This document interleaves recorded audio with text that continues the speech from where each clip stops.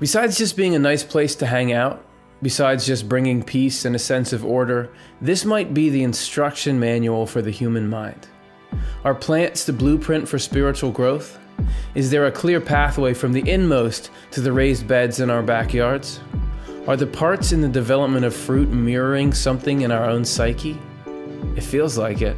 I mean, maybe not those specifics, but the historical connections between gardens and spirituality, the feelings they produce, the information they seem to contain, there's got to be something more to them. During his travels, Swedenborg not only saw the importance of gardens on all levels and dimensions, but even learned some of the language, giving us the tools we need to read them for ourselves. Stay tuned.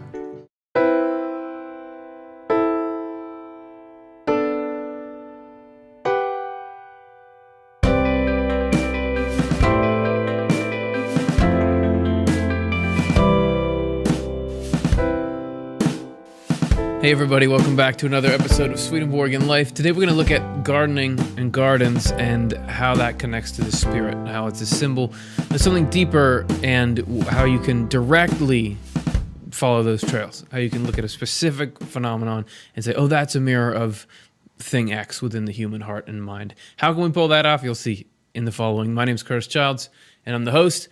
Great to have you here. If you want to be part of the conversation, get your questions, your comments in. We're going to get after those at the end of the show.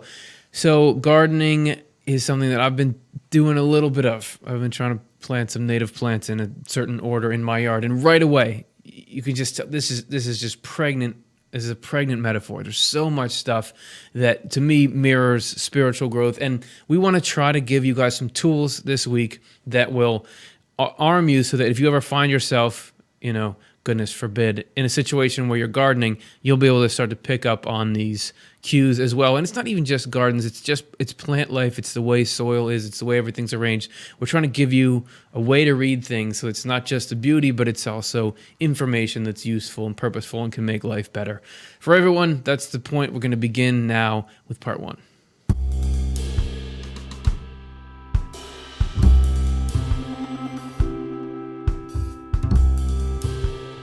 So why are we doing this show? Did we run out of other topics? No. I mean, we have at least 4 left after this. But why talk about gardens? Well, in the first place, for some people, you may be wondering that, but for a lot of you, I would imagine it's no stretch at all. You've had experience there. You know that there's some kind of connection between gardening and something higher. Something disciplined, something meditative.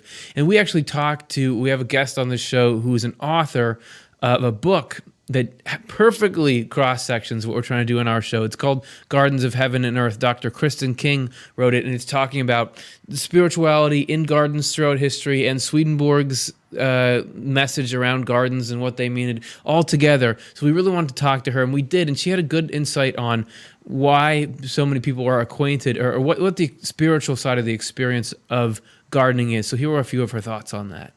I think people are rediscovering gardening as something that anyone can do.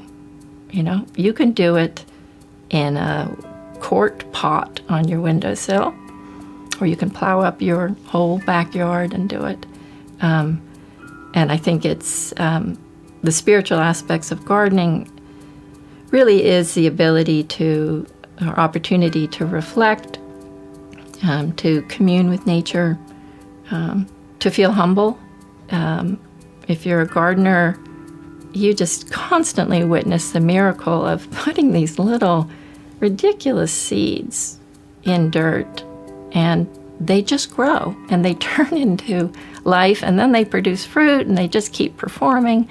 So I think it's just an amazing spiritual encounter. Or in my case, they don't grow. Just kidding.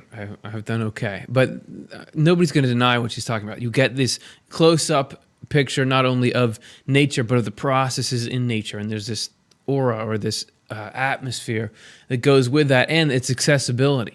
That so many people in so many different ways can be doing this. And it's not just people these days that are getting into gardening and what it means. Throughout history, there has been this connection of this kind of sacred space that we can get through arranging things. So here's a few of those threads as they weave through history. Gardening in the past certainly before the 19th century and especially in the ancient world, a garden was a separate space, often an enclosed space, something that was not wilderness. Now today, we love wilderness, and we might have landscape or a forest garden, which is sort of mediates between wilderness and a cultivated garden. But in the ancient world, wilderness was a really scary thing. You go out in wilderness and you probably die, It's from that there's this whole guest-host relationship. It's very important to take travelers in because otherwise, you're in danger. And so wilderness is a threatening thing, and gardens are in distinction of that. So you wall off a space, you cultivate it. It's very artificial.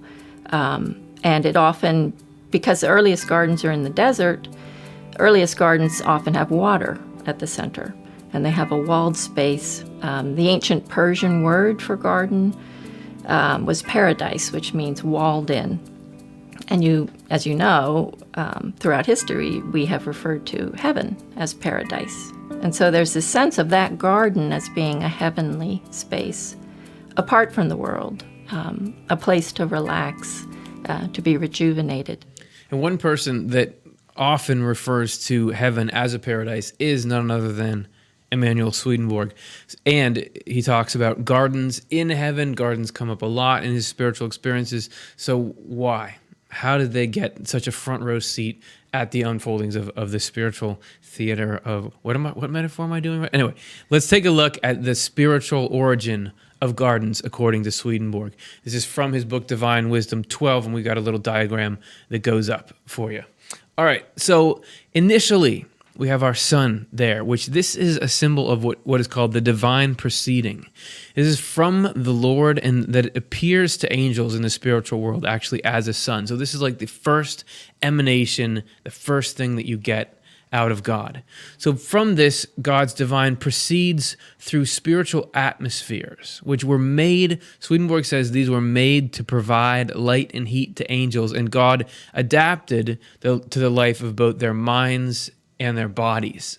And Swedenborg makes this interesting claim that God has these two primary elements, love and wisdom, goodness and truth, whatever you want to call them. They manifest in the spiritual world as light and heat. And he says that all angels receive intelligence from this divine light, but that also allows them to see and by correspondence to breathe. So you have those three together, the light, the sight, and the breath. And then on the other side, they receive love from the heat. It also allows them to feel, and by correspondence gives them a heartbeat. So touch and the heartbeat are there linked. And this is all coming out of God. And Swedenborg says that these atmospheres have different densities, just like layers in our atmosphere, and they were each adapted to the angels in heaven. They're what he calls discrete degrees, meaning it's not one fades into another, but there's a very clean cut between the atmospheres, and you go to the atmosphere that's most conducive to your light and your heat, and where you feel the most alive and can breathe and feel the most deeply. But underlying these atmospheres, what springs out of them in each heaven are the lands where angels live. And there he describes all the things you might find in this world, palaces, houses, paradisal gardens, cultivated grounds, rose gardens, lawns, and these were especially potent symbols for him in his day. They may have the forest gardens Dr. King was talking about. Now, who knows what they've got, but these, he says, exist anew every morning.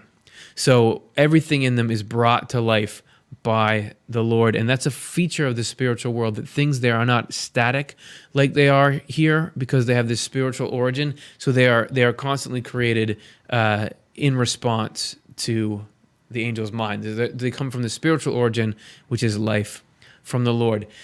Here we have gardens as well, and they're different from these spiritual gardens because they have two origins, and Swedenborg describes them again in Divine Wisdom 12. Now, if you are familiar a bit with Swedenborg, you may be saying, I know of divine love and wisdom, but I don't know what you're talking about with divine wisdom. Is that a typo? Did you forget that word?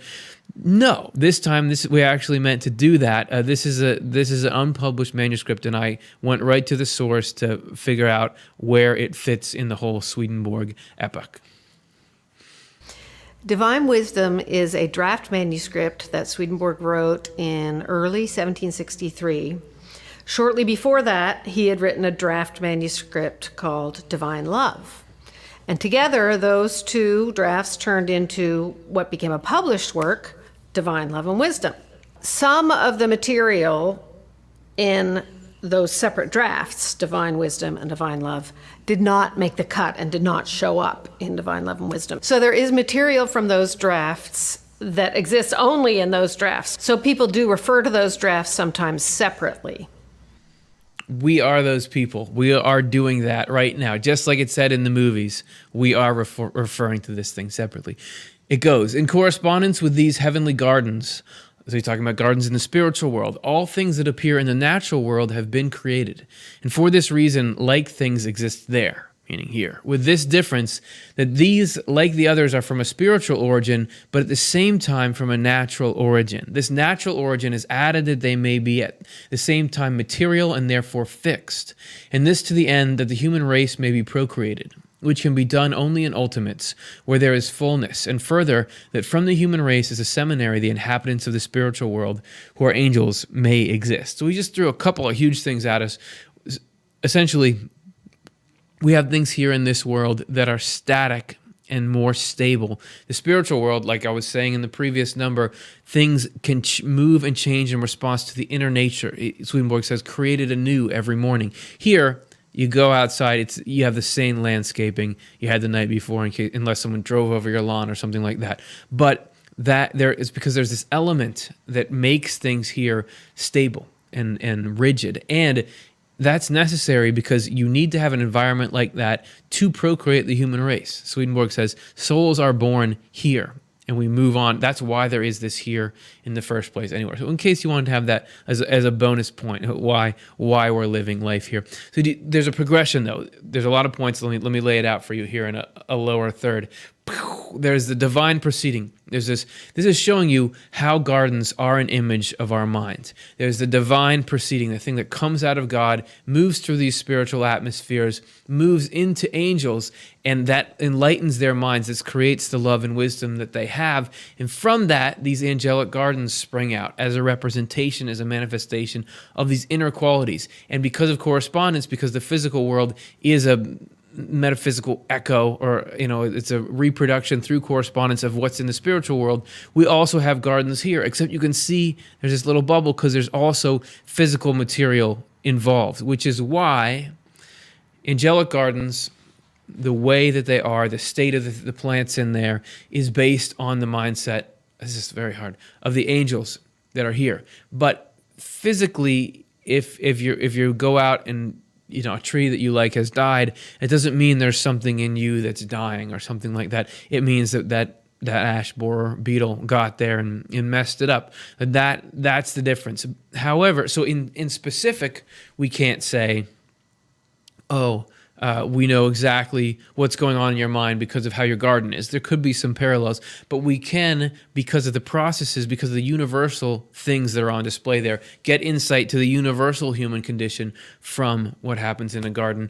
And we're going to do that right now. I mean, that's what this episode is. And the first example we want to look at is that soil. We'll start with a simple one, an easy one. Our mind is like soil. This is True Christianity 350. By the way, you can click these books, download them, read them for yourselves, check the numbers on either side, see more of the context. They're free, ebook, PDF. The human mind is like soil in which both spiritual and earthly truths can be planted like seeds and can multiply without ends. We derive this attribute from the infinity of God. He is constantly present in us with his light and warmth and his generative ability. So it's a very, very simple comparison. However, it's not just like, okay, that's the only similarity between soil and the mind. You can go within and find a new application for this same metaphor. If you just took in the beginning it said light and heat all go into these angels. There's two great things that come out of God, right? Goodness and truth, love and wisdom, whatever you want to call them. In us, there are these two elements to who we are, our rational faculty and our will, or our feelings, thoughts and feelings, essentially. And if we're just zooming in on the rational faculty, our ability to be rational, if we look at it like a garden. In that garden, the memory would be playing the role of soil. And Swedenborg describes this a little further in Heaven and Hell 464. Our rational faculty is like a garden or flower bed, like newly tilled land. Our memory is the soil. Information and experiential learning are the seeds, while heaven's light and warmth make them productive. There is no germination without these latter. So there is no germination in us unless heaven's light, which is divine truth, and heaven's warmth, which is divine love, are let in. They are the only source of rationality. It's the growth of good things, the growth of ideas, the growth of feelings, things that move us upwards spiritually, that make us into more productive, effective, loving people. This is the garden starting to grow in us. And there are infinite correspondences in there. There are infinite metaphors and comparisons that you can make, and that Swedenborg is saying this isn't just you're forcing an analogy. This is actually written into the nature of these gardens. So we could go on, and we're going to a little bit. We're going to do it through a couple of short clips, and we're going to do it this way because we want to inspire you to send your own short clips to us. And what I mean is, think about, does this stuff work? This stuff we're telling you, is this material useful? Have you ever gotten something useful out of anything we've done? Has a concept from our show or Swedenborg helped you in a situation? Do you have an extra insight? Did you find a concept that you like? Take a video of yourself, a minute or less. That would be nice. Upload it to YouTube. Email the link to offtheLeftEye@gmail.com, and we want to start incorporating you into our show because we want to show that this is stuff that's A, working for people, B, working for a large group of people, and C, we want to hear other voices, and we want to know what's potent, what's powerful. So really, like if you have something to share, email us there. If you're not quite sure what we're asking for, email us there. We'll get back to you. Okay, so in that style, we've had, for this episode, members of our writing staff record little insights they had about gardening and put them in. So here's our first one. This is just a way we're going to give you a few bonus insights that aren't woven into the larger narrative. Here's a little something about weeding and how that relates to the human mind. I love gardens, but I don't enjoy gardening as a pastime. So weeks will go by and I don't do any weeding, and then I'm looking at this whole big garden area and feeling overwhelmed. There's all these weeds and I just avoid the whole project. But when I decide, instead of thinking about the entire garden and the whole weeding project, I just decide to weed one little corner and maybe do a little bit each day for a while, then not only do I find that significant progress happens, but also my satisfaction and enjoyment and inspiration for doing the weeding work actually increases, much like inner spiritual work, when instead of thinking about the entire project of all my faults that need weeding out, I just make a little effort each day. And today when I was out weeding, I got this added bonus message when sweet hummingbird came in and started sipping flowers, these white flowers, and I realized that even through a very imperfect garden, the Lord brings nourishment and blessings.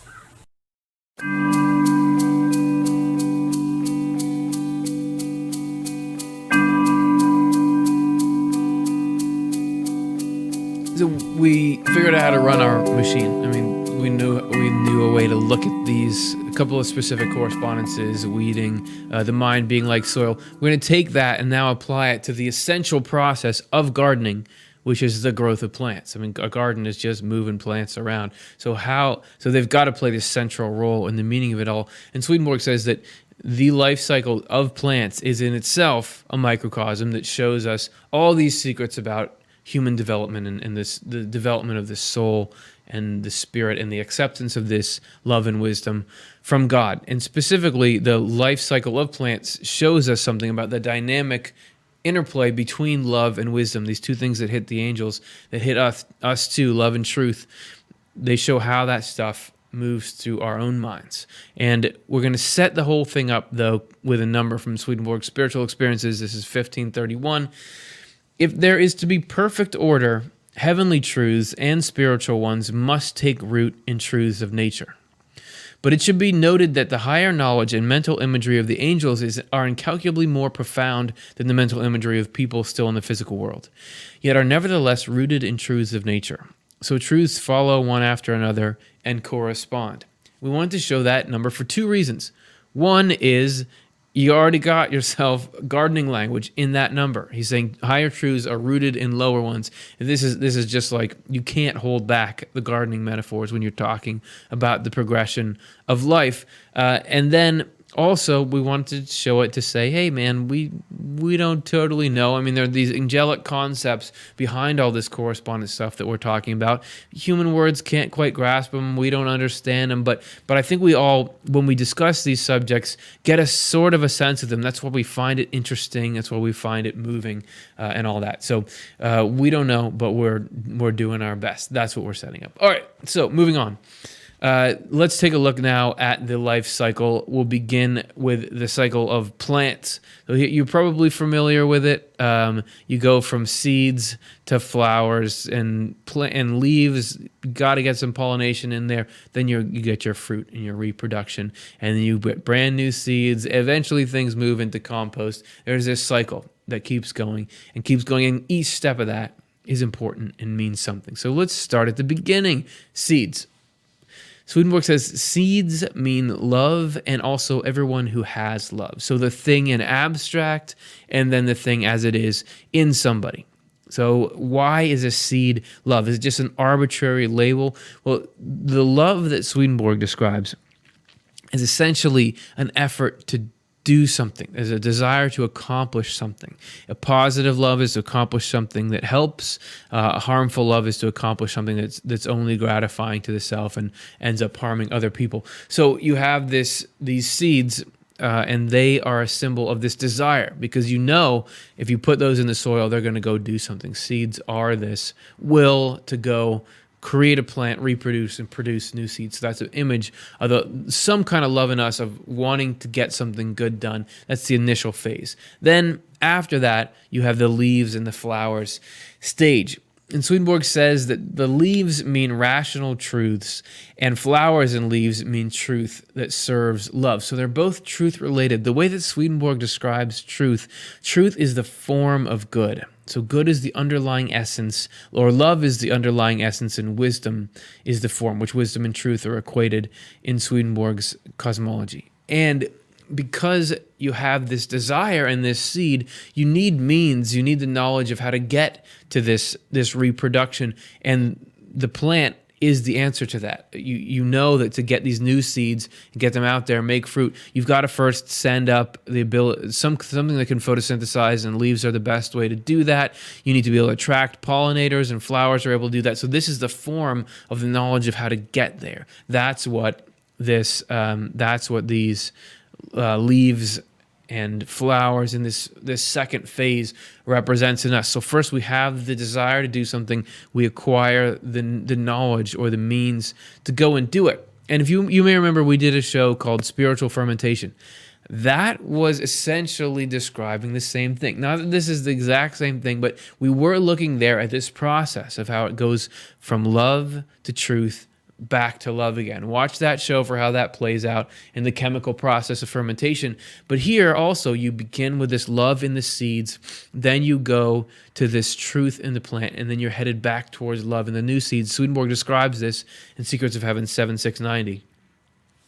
He says, when we are being reborn or planted, we start with love and goodness, and we end with them too. In between come faith and truth, which spring from a loving goodness as their seed and are always looking to a loving goodness as their final goal. That's the end. The plant is the intermediary. It's the means to getting there. And so it's an essential step, and it's really cool. It looks beautiful, and we're often gardening for the flowers, but it's all to get us somewhere, to get us to these new seeds. So the next step is this fertilization. This is where the flower comes in to use. And we're looking at fertilization for what it tells us. So we have a new guest coming up, and we are going to check out what he had to say. So the fertilization process itself is a picture of the dynamic between love and wisdom in our spiritual growth. So we can see that in the way fertilization is. And to do that, we have to go a little deeper into this step. All right. So we have to look at because the more you see the actual little tidbits within the step, the more you appreciate that it is a representation on that. So we just happen to find somebody who not only is like, we're really hitting our cross sections here for guests. This person is not only a retired Swedenborgian pastor, so a lifetime of studying Swedenborg, but now is a successful photographer and author of books on plants and a painter. To throw it in there. So this is the Reverend Frank Rose, and he is going to tell us a little bit about how this fertilization process works, and from there we're going to be able to look at how it has this spiritual component. So first, we got to get our sort of natural knowledge hat on and just learn a little bit about how does fertilization happen in plants. Since my retirement back in 2003, I've been involved in learning about plants, photographing plants, publishing books about flowers and trees. Now I'm working on a new project, which is invisible plants, flowers that are so small that you can hardly see them. And I've been fascinated to learn about how does the actual process of flowers reproducing take place. Well, a flower typically is arranged like this, where you have at the center, there's the female part. It has a little sort of stem, and at the top of the stem, there's a thing called the stigma. And, in our language, stigma is a bad word, but actually it's a wonderful thing because the stigma is the landing field for the pollen. And then below that and around it are the anthers, the male parts that provide the pollen. And then usually it's surrounded by petals and things like that. And notice how the female part sticks out above the rest.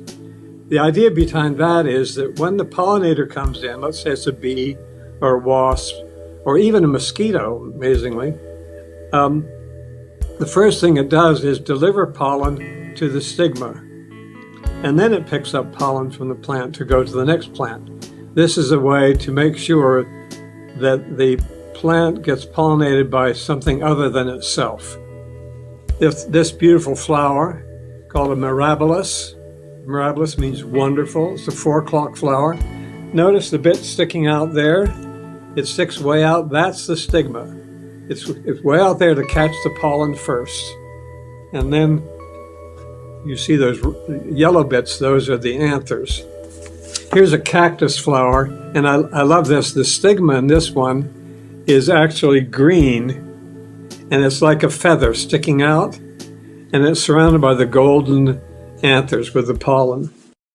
What is so cool about that is that we can sit here on this show, as we unfailingly do, and talk about this abstract good and truth, love and wisdom, but to see it there, that's like the form of it.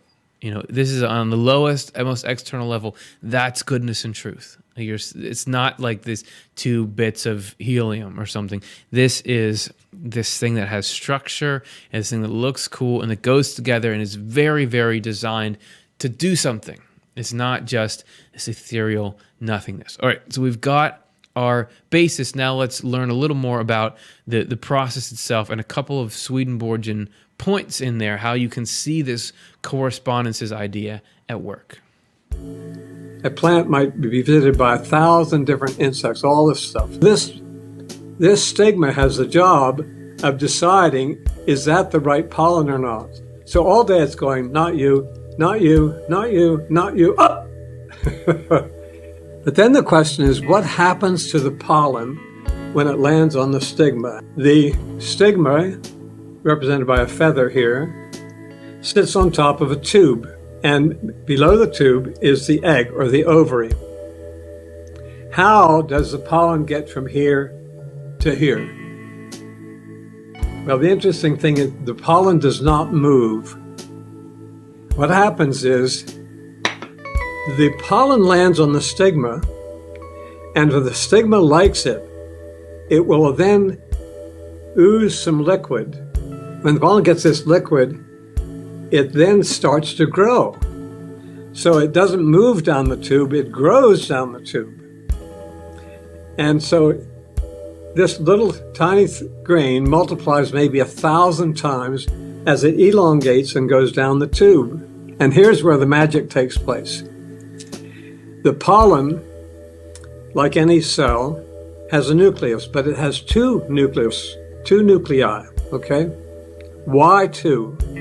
And I've seen this on an electron microscope, and it's so miraculous because one fertilizes the yolk and the other the white. In the case of an apple, the one nucleus creates the seeds of the apple and the other one creates the flesh. So notice a marriage taking place. First of all, on the stigma, the female part is what controls the operation. And I think about what's said by Swedenborg in Conjugal Love or Marriage Love, that the women really choose. Man chases a woman until she catches him. So here, the stigma is the one in charge of this operation. The stigma decides a marriage is going to take place. So that's the love. That's the love receiving this pollen grain and making it grow. So we have the two marriages, the marriage in the stigma, where the feminine part welcomes the masculine part and makes it grow. And then you have another marriage taking place in the ovary when it actually starts the process of new life. So I just think that's one of the greatest miracles in the world. And our whole existence depends on this process, because without plants, no animals or people could exist. So we all depend on this marriage taking place constantly in nature. And the closer that you look at any particular stage, the more meaning you can find in there. We're looking at gardens as a whole and assigning them some meaning. But then here we're looking specifically at the plants and how their life cycle does something.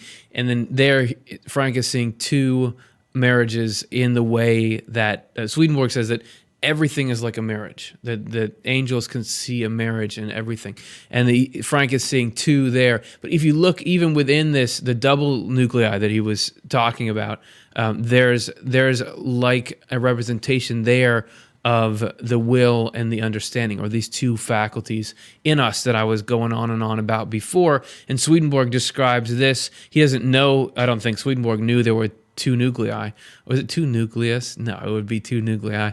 He didn't know about that. The science hadn't caught up, but he does talk about the things that those develop into, representing these two parts, the will and the understanding. This is from Secrets of Heaven 9258. The fertility in plants corresponds to goodness in a human being. The seed itself corresponds to our inner levels, and the pulp surrounding the seed to our outer levels. When our inner part is formed anew or reborn, the facts and truths present in our outer part, like the fibers in a fruit, supply juice to our inner core. Afterward, when we have been reborn, they fall away and serve as soil. The same thing happens to our inner part, which corresponds to the seed. The goodness formed by this process then produces a new self, just as the reproductive force in a seed produces a new tree or plant. In this way, everything starts over and then multiplies and reproduces forever. The new self consequently becomes like a garden and a horticultural paradise, and is even compared to these in the Word. So there's not just the potential to become a plant, if we're comparing ourselves to it. We can become a plant that then reproduces and produces more, and that the love and wisdom in any individual person can grow to be like a whole forest or a whole orchard. That's the potential for things when you start to go in this positive direction, which I think is exciting. Let's continue our journey. This is looking at that fruit stage in the plant. Swedenborg says fruit means works of charity and forms of good. This is what we were getting toward. You had that initial seed, which was this desire to do something. You had the means. This is the actual result that comes from that. And within that result, as we all know, there are more seeds. So there's the potential to do it again and again in this endless ability to multiply, Swedenborg says that is a picture of God, that God is this unceasing will to do good and to have a positive impact on people. And you notice that we have their love to truth to love, so seed to plant to fruit, and the truth part in the middle leads to this love at the end, but that love actually then goes back and changes the truth. So when we actually go and do something good, that even changes the way that we think about it. If we went to do it again, we'd think about it differently. This is Secrets of Heaven 2657. Swedenborg says, in the beginning, our first rationality resembles immature fruit, which gradually ripens until it finally places seeds inside itself. So even the ripening process has meaning. When it reaches the stage where it starts to separate from the tree, its state is complete. Our second rationality, though, which the Lord gives us as a gift when we have been reborn, resembles the same fruit in good soil, where the flesh surrounding the seed rots. The seed sends roots shooting out from inside itself, and above ground a sprout, which grows into a new tree. The new tree gradually develops until at last it produces new fruit, then gardens and whole parks, all in keeping with the urge for goodness and truth that it receives. See Matthew 13:32, John 12. So it's not just that you do this spiritual growth and you become a loving person, you become a wise person. You have a new way that you're looking at the world. Somehow you get this, what he calls a second rationality. So you even, all parts, the tide lifts all boats. You get a better way to think about life, not just better motives and better feelings about the things that you're doing. Our next phase is sort of the first one again, but we're talking about new seeds this time.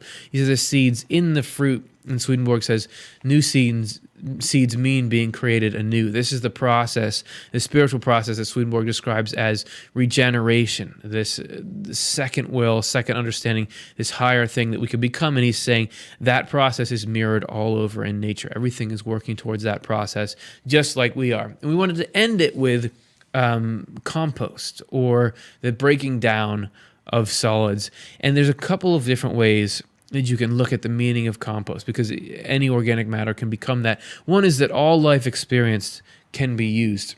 No matter how terrible something was, no matter how confusing it was, no matter how pointless it seemed at the time, good can come out of it. In fact, divine providence is entirely doing that. Swedenborg says nothing bad is permitted unless good can come from it. So even the things in our life that seem like, how could this ever be useful?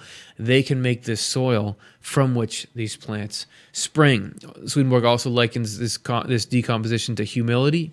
That's part of we you can kind of see that, a picture of being broken down. We get this humility. That's what can grow these real good things. He also makes the interesting claim that compost is like evil that we turned against. Meaning, if we had a particular disposition towards something, maybe we like to tease people or something like that, but then we come to understand the harm that does, and because of that, abhor it and actually fight against it, that's like compost. What used to be evil in us is now this soil out of which our desire to prevent that evil is happening. You have ever had people are involved in something, they realize it's bad, they want, you see these things about ex-gang members who then want to lead young people out of the cycles that lead into gang violence, because they know, I went and I did that life, I don't like it. And because of their experience there, they can be this effective tool to dissuade people from making those choices as well. That's the compost metaphor, or another part of it. And we want to drive home this idea that all experiences can be used by showing that all qualities of video can be used. If you are going to send in something to us like we asked you to, even if it doesn't sound great, it'll work. And to unintentionally, we had an example of that this week, because we're recording this little tidbit about gardening and didn't quite realize just how intense cicadas are. So we found a workaround. Here's another little clip of a correspondence in the garden. Someday we're going to turn this, or at least parts of this, into a garden. What you might notice is that this ground is covered in dead leaves. A lot of people remove the leaves from their yard, but we've decided to keep the leaves here because we know that as the leaves decompose, they are actually going to be creating this super rich soil. It doesn't matter how overgrown and sort of messy your yard is. It can, even those, whatever they are, hard experiences, chaotic experiences, places where you feel like you're struggling, all of that is something that can get broken down and feed whatever plants you're going to be growing later. God can work with anything. And so any of these, whatever state your backyard is in, you can address it and add in different parts to meet the land where it is to encourage its eventual balance and health so that it can support the garden that you're wanting to grow.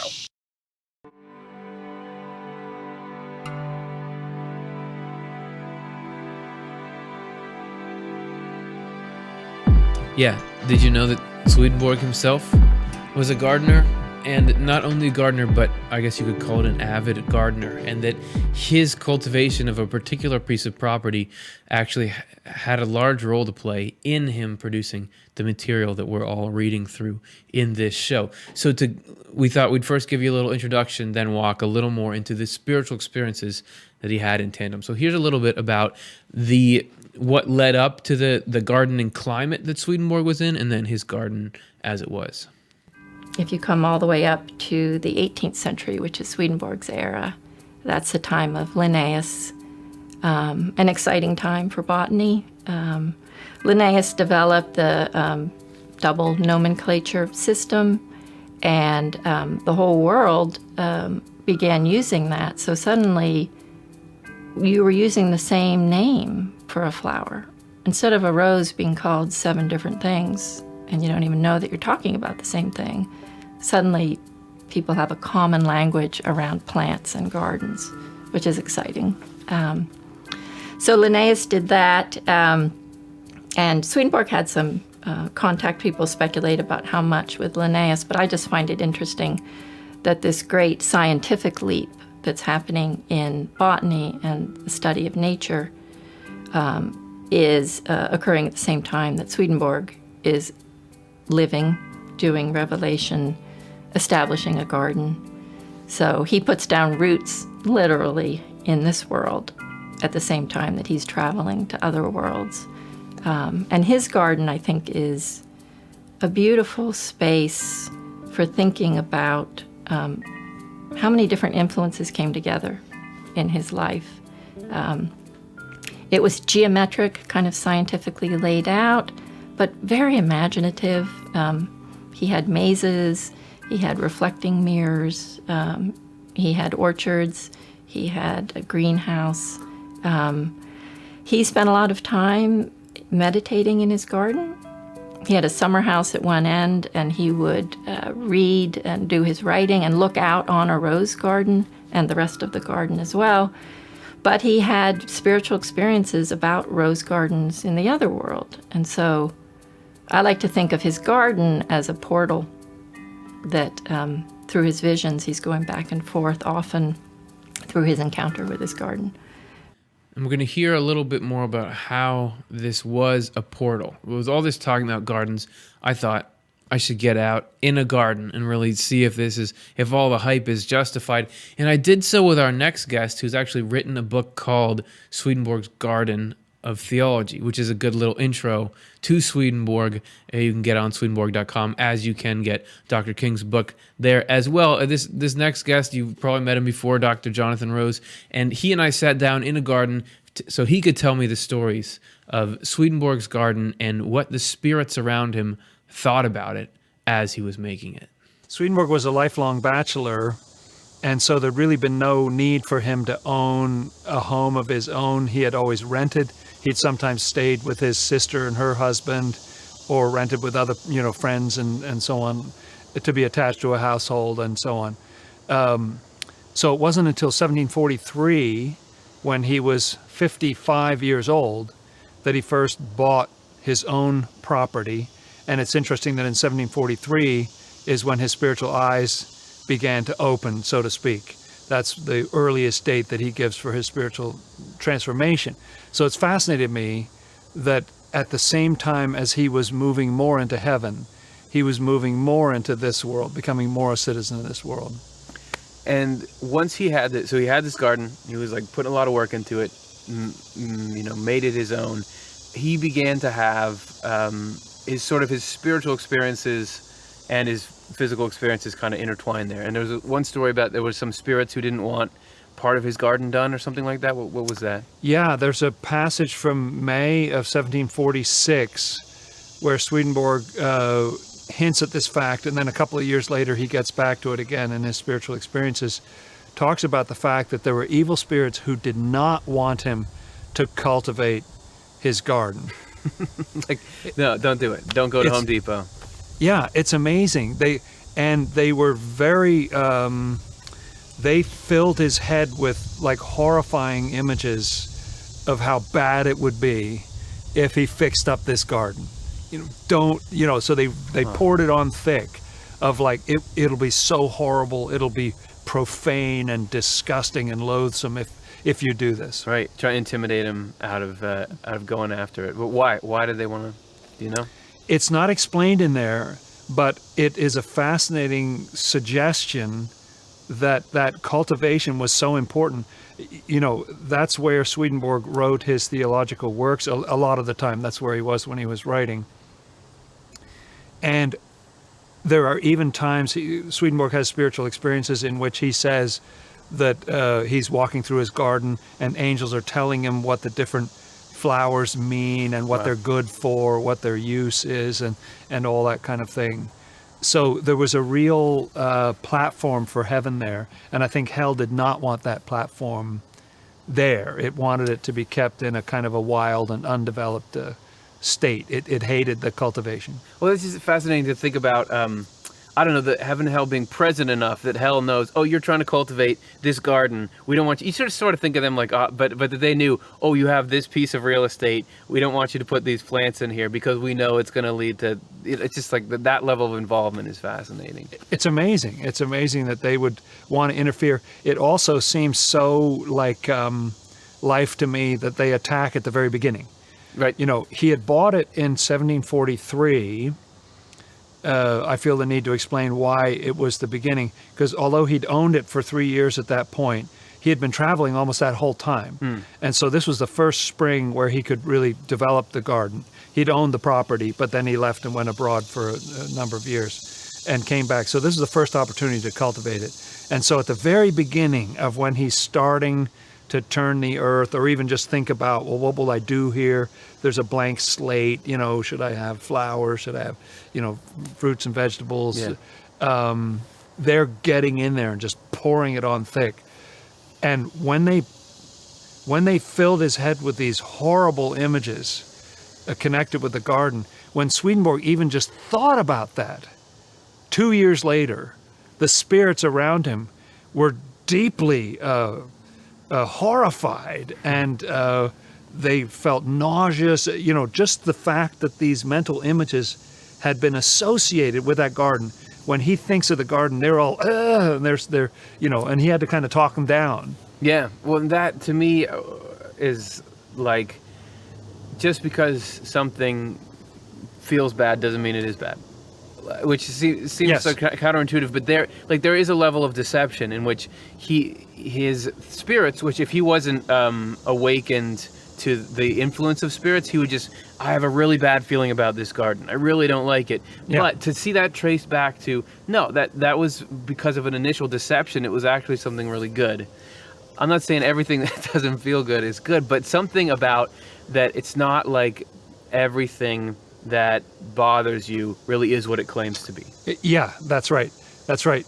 Don't trust all the feelings or all the thoughts that you have. Yeah. Because not all of them are coming from a good place. Somebody's got an agenda, and they're trying to get you to stop something that you want to do.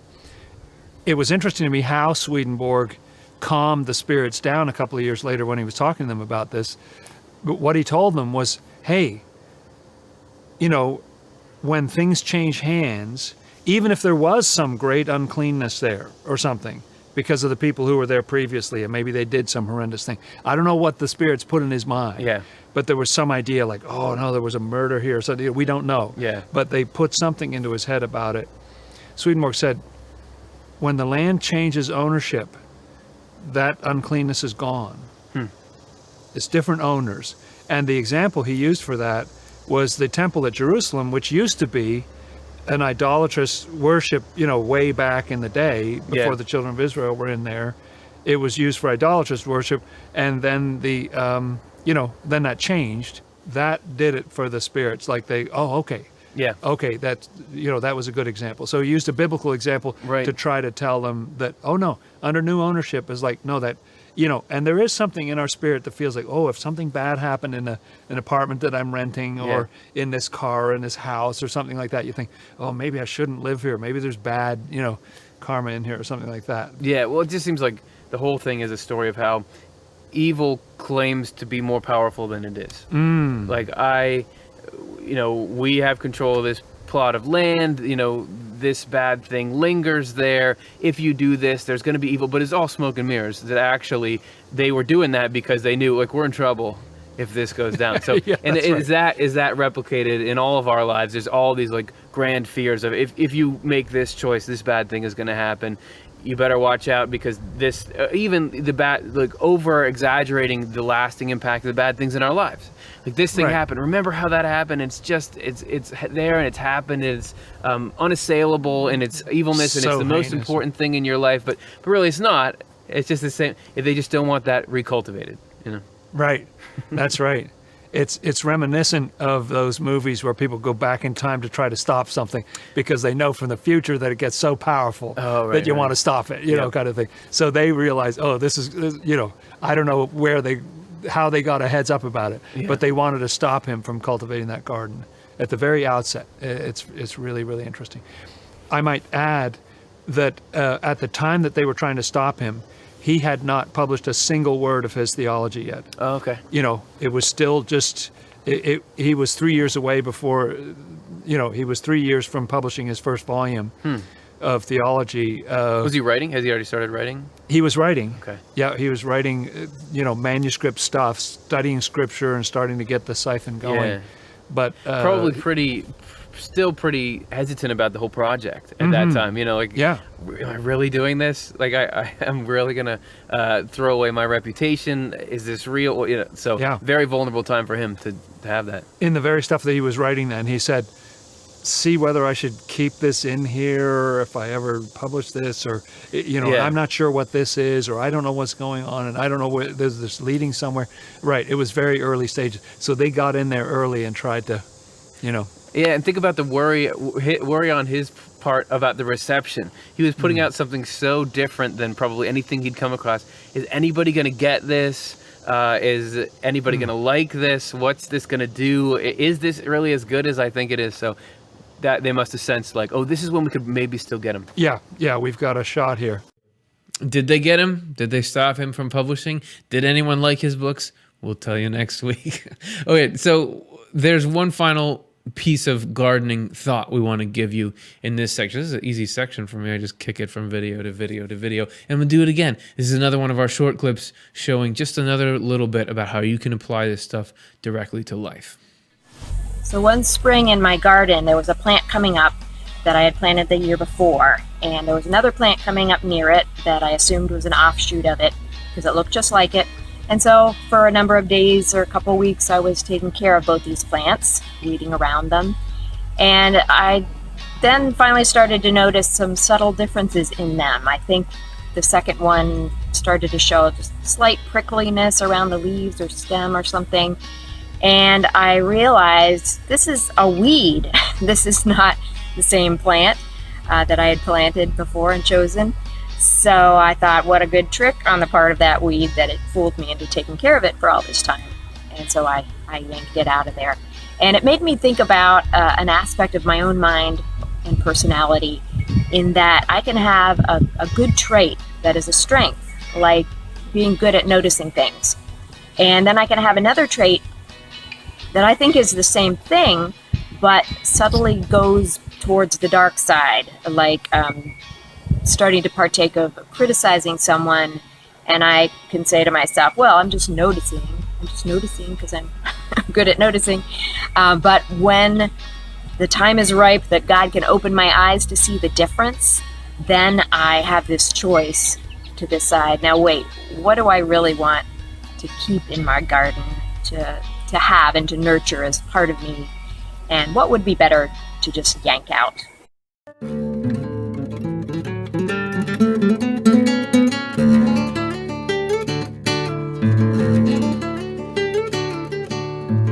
want to look now at what are gardens like in heaven. We started with gardens on earth. We sort of looked at the bridge between the two in Swedenborg experiences and how they were a garden that was bridging the gap. But what's it like on the other side? How different are these gardens in the spiritual world?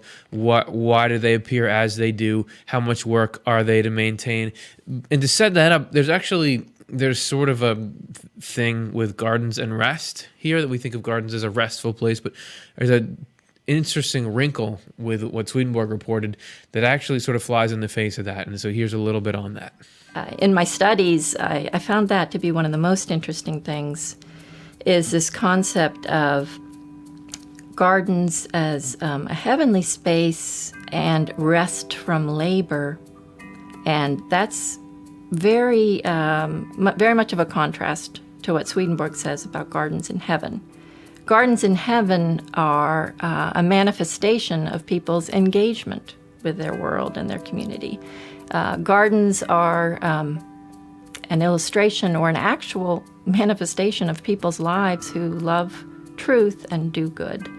And so they're living a fruitful life, and it is manifesting as a garden around them.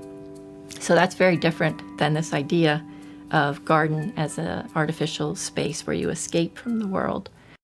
So what's that look like? If you got a garden, it's just a manifestation of a useful angelic life.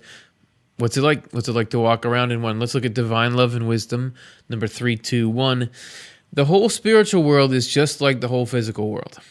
The sole difference being that things there are not static and stable the way they are in a physical world, because there is nothing of nature there. Everything is spiritual. Everything is happening concretely around angels and around angelic communities. And we wanted to get out our highlighter there because it was going to dry out if we didn't use it, but also because you can kind of get the sense of things in the spiritual world being less real, more ethereal, because they change, because they're not as static as this, that it would be a sort of a dream-like state. But Swedenborg is saying, no, these are very concrete. Everything there, even though it can change, you can still feel it. It's still multisensory, and you still can, it still feels more real than what we experience here. So just to keep that in mind, it's not like in dreams things change and they're weird, but there, even though things are changing, many people have had experiences, near-death experiences, that kind of thing, say that feels real. What we have here is the dream. So we just wanted to clarify that. It is as though these things were being brought forth or created by them. They persist around them without fading away. You can tell that they are apparently brought forth or created by the angels because when an angel goes away or when a community relocates, these things are no longer visible.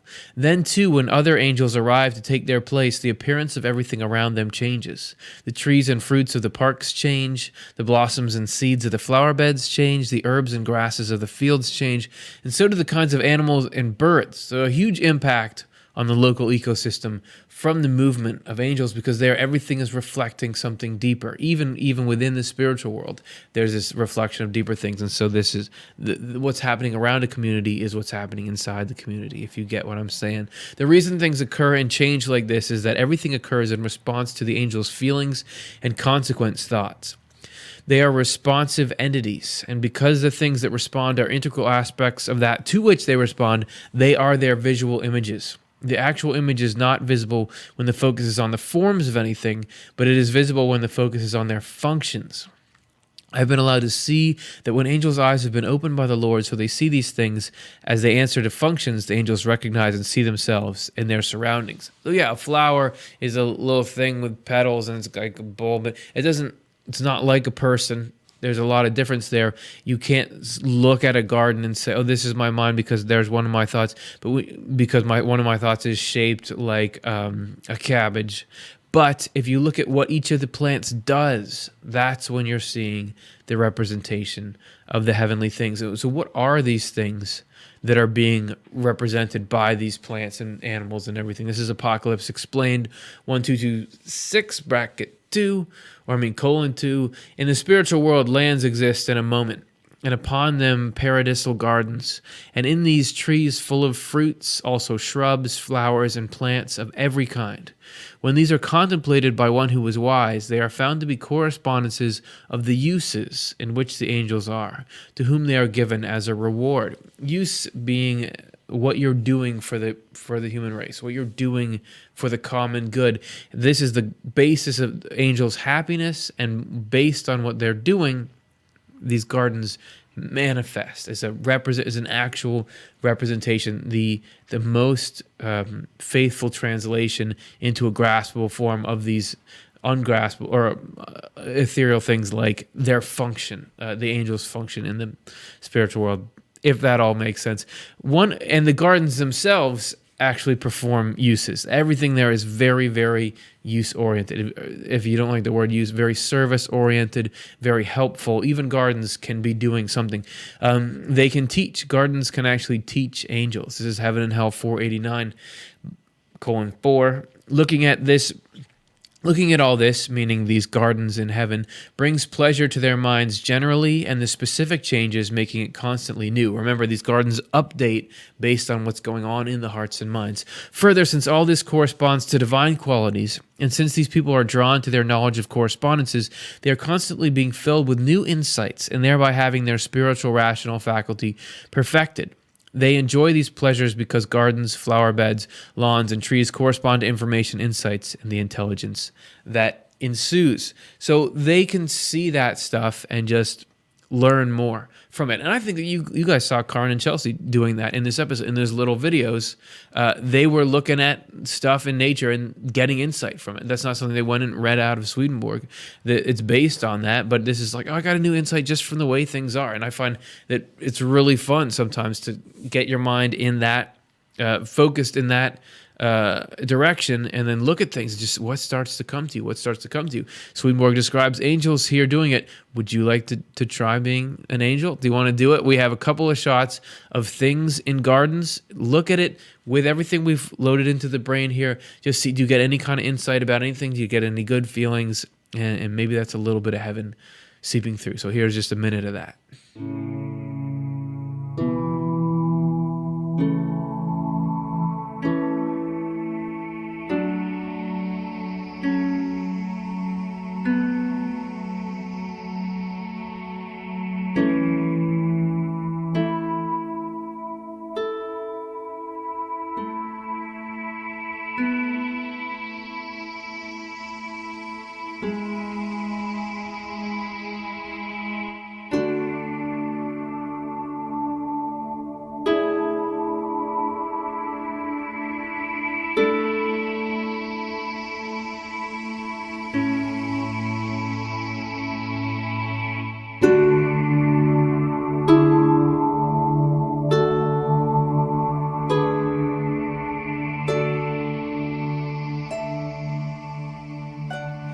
And of course, you don't just have to apply this to footage in a montage with music of this stuff. Go out in the real thing. Just give yourself a little time.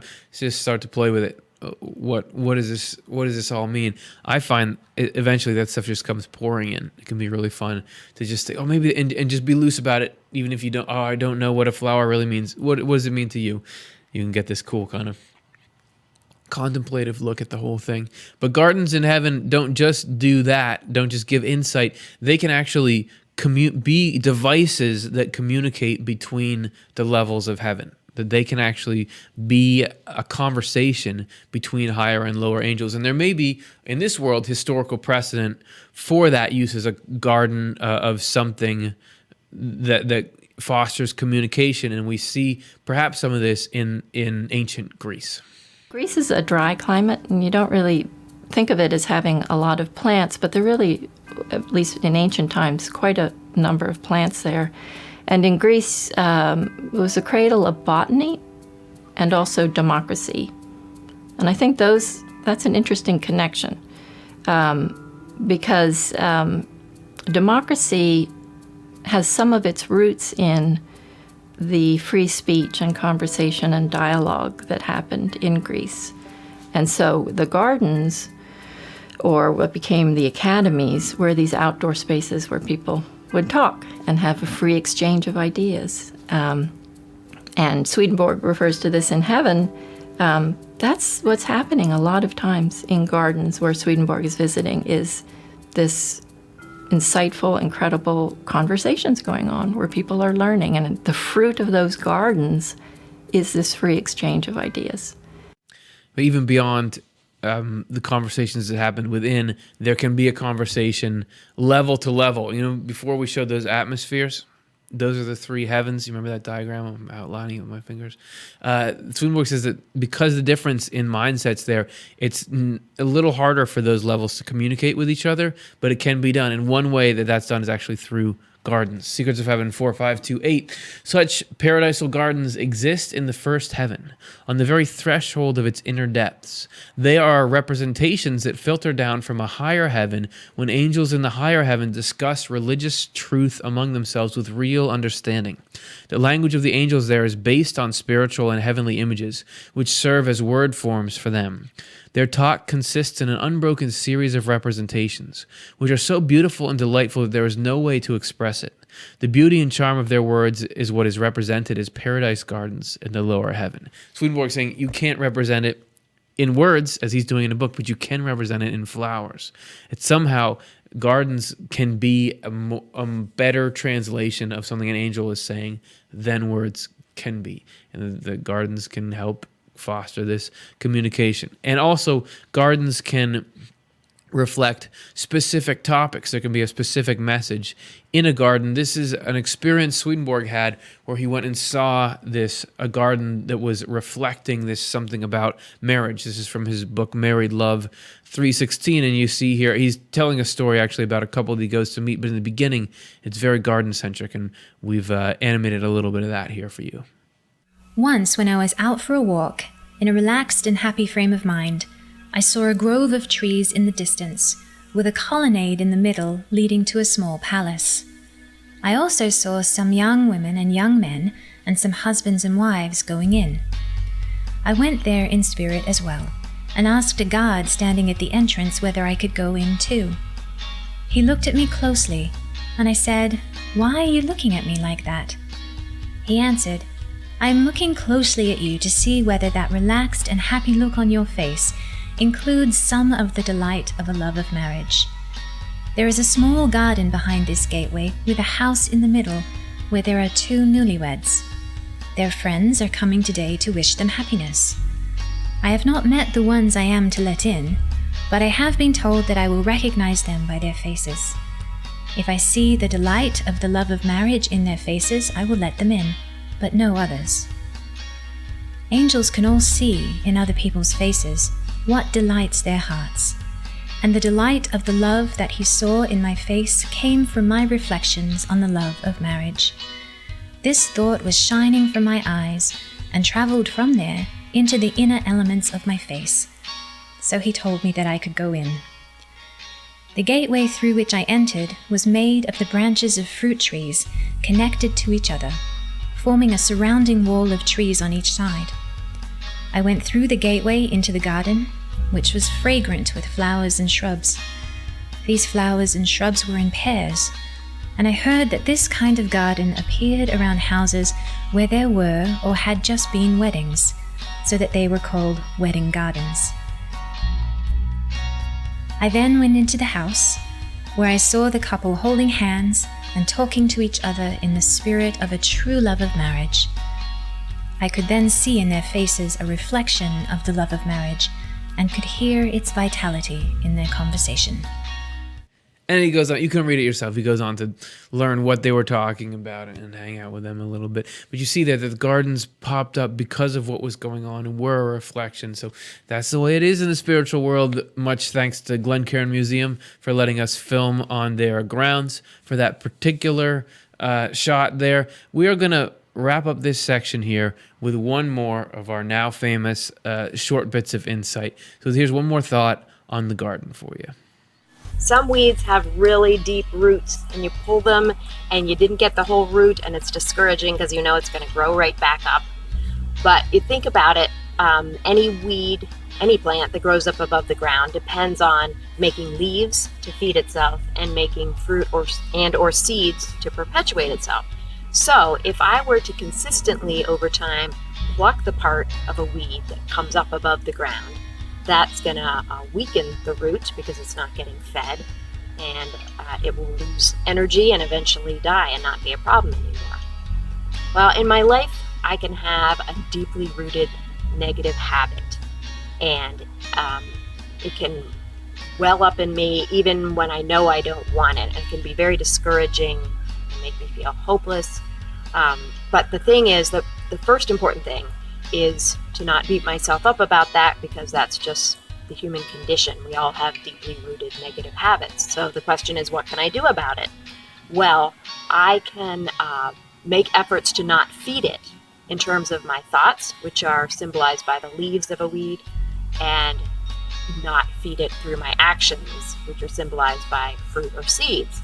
So when that negative urge wells up in me, I can make the effort to resist justifying it or indulging it in my thoughts, and I can resist acting on it. And that's hard at first, but if I can do that with any consistency, then this negative habit is not being fed, and over time it's going to get weaker and less active until finally the promise is that it can be removed from my life and not plague me anymore.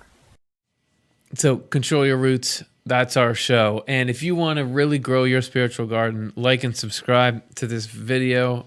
So just subscribe to the channel, like the video. That helps scatter our seeds, if you will.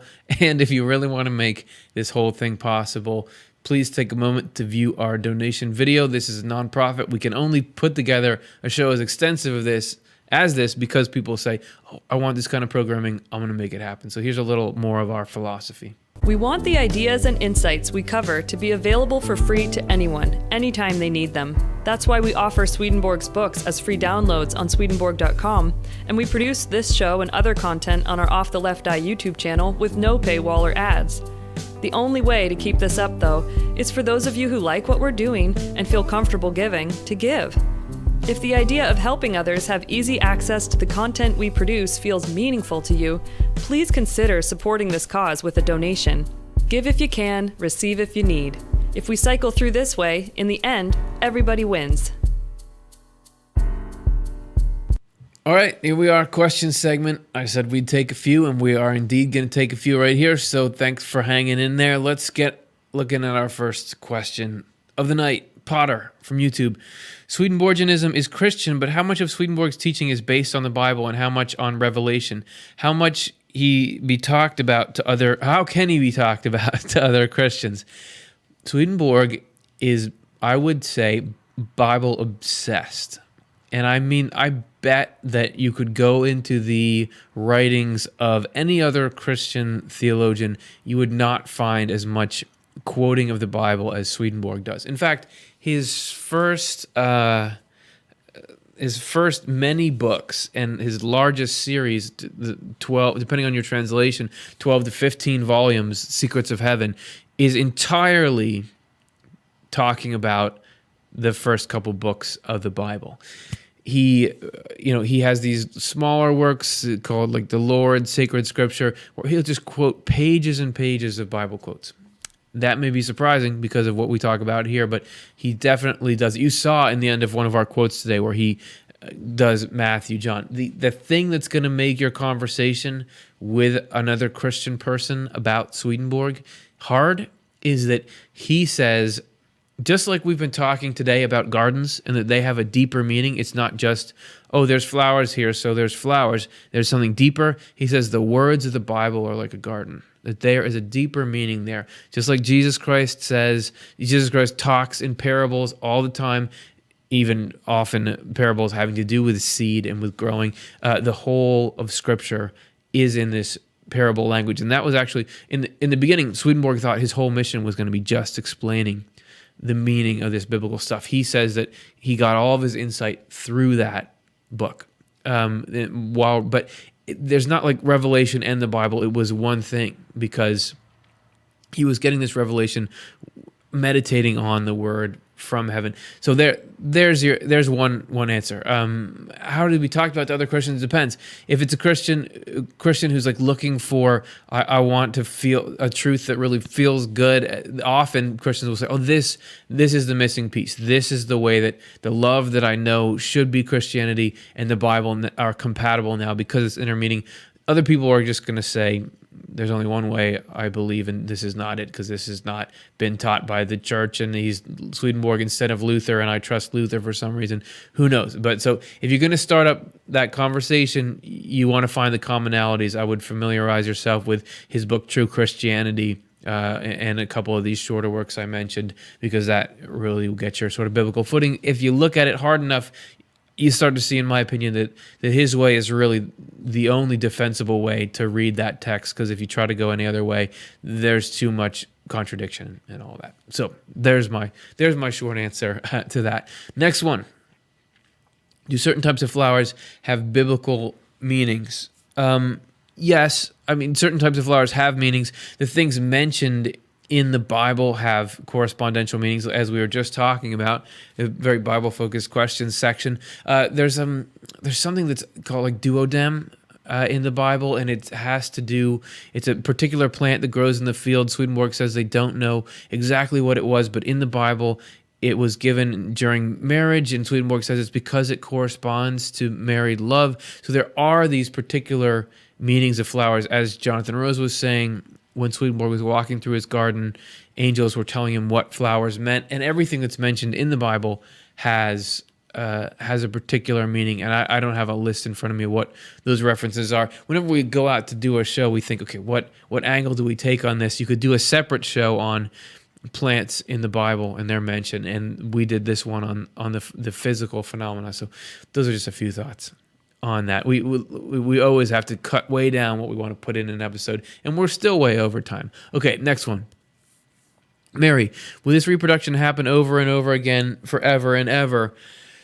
Swedenborg doesn't seem to think there's going to be an end to the world. We just did a show recently called End Times in Jesus Christ, where we talk about how there's not this God is going to destroy the earth like many people think. Now you do have the modern scientific view that eventually something's going to happen. The sun's going to run out of gas, expand, and consume the earth. Swedenborg doesn't really comment on whether or not this planet will live forever. But overall, he indicates that life in the physical realm will be forever. And that's just it's a permanent part of the equation. So that reproduction on whether we're taking them with us in our spaceships, these plants, or they're on other planets, or whatever it is, it should go on forever and ever, according to Swedenborg. Okay, let's do one more here. Bailey 31909. So what about things like locusts that can ruin a good crop? Is this evil winning that round? Yeah, I mean, everything is correspondential. So everything can have a good or a bad meaning. So locusts can have a good or a bad meaning. Crops can have a good or a bad meaning. But generally, you would see crops as food. So this would be something on the love side, because spiritually food, it's love. Locusts coming in are some kind of idea that destroy that love. So what you think about an idea in the world that has driven people away from love, which is what they should be eating spiritually, and has left them in a state of spiritual starvation, that's a locust. That is a spiritual locust. All right, that's a good one. Let's do one more. Why not? We just do one more question. Mary, does our own personal spiritual development follow the seasons of a spring, summer, autumn, and winter? Yes, totally does.